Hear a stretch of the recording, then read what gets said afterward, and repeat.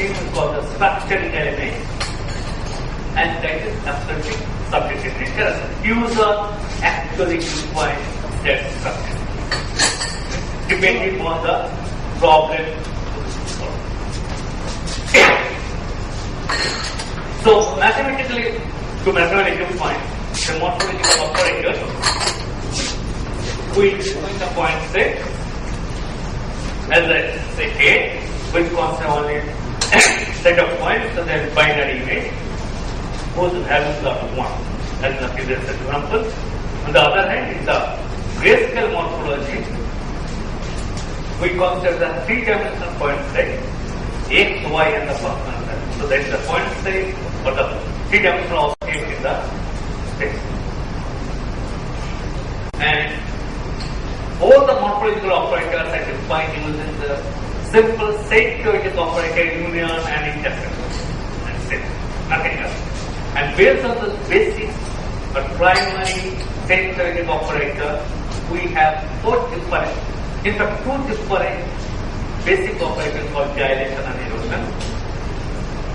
And most important morphological operators we call opening and closing. Those are basically defined in terms of dilation. There are other operators we call heat and this. I'm not really going to cover them. So these are some of the general mathematical properties. Let's skip over that. So this is the dilation operator. What is dilation operator? Geometrically, if we interpret dilation operator of this object A with the structure element say this one, the B, with the disk, we dilate that object, this will expand the object in more possibilities. Okay? As if it is appending some layer of pixels around that object. And as a result, object gets inflated.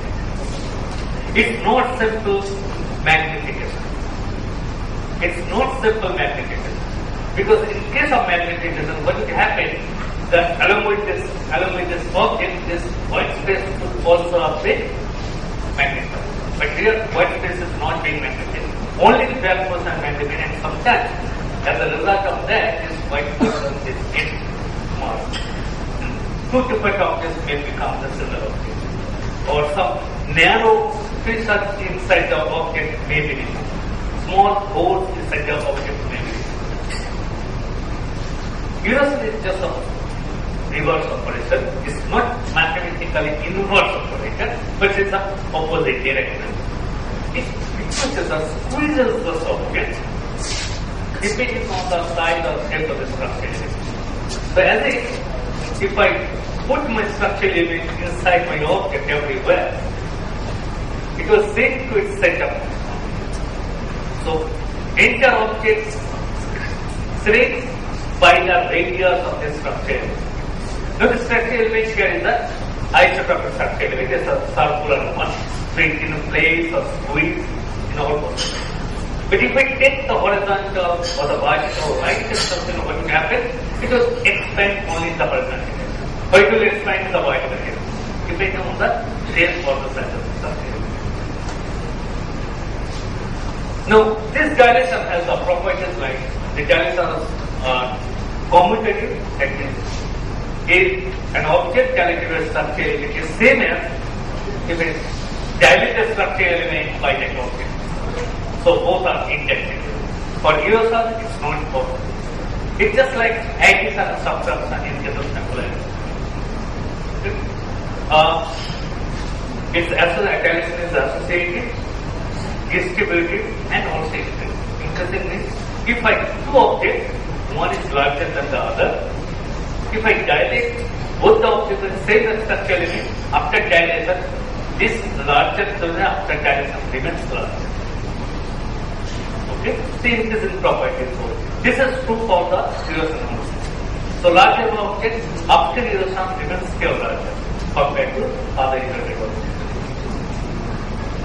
But this is more important than dilation of erosion.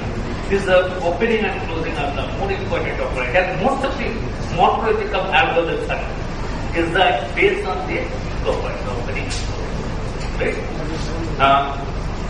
Opening is nothing but you first erode that object and then die by the same structure.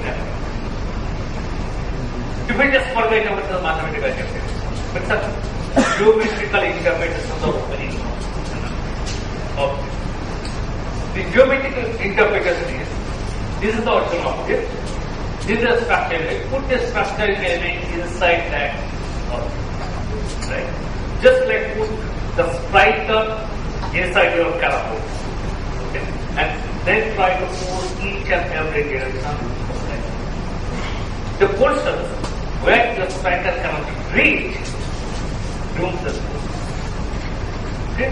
So here, within this object, this structure element cannot really reach from inside.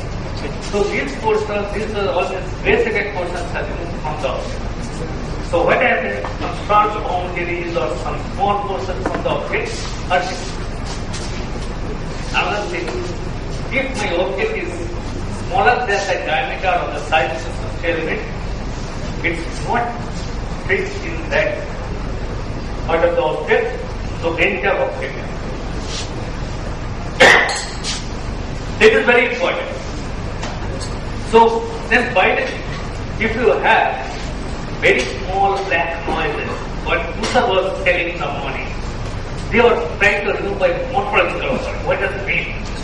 The small binary porous noises, black noises here and there, they can use a structure element just larger than the size of the noise and open the gate. What will happen? Since the small noise portion cannot accommodate the structure element, those will be removed. And closing is just the opposite operation. Technique.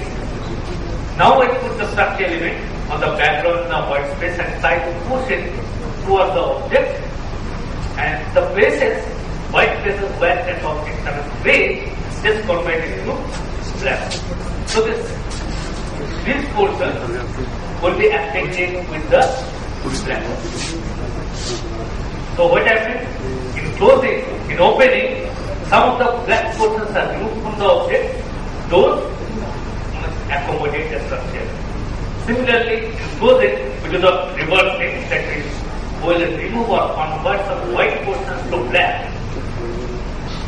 We convert some white portions to black by applying closing operation to get appropriate structure.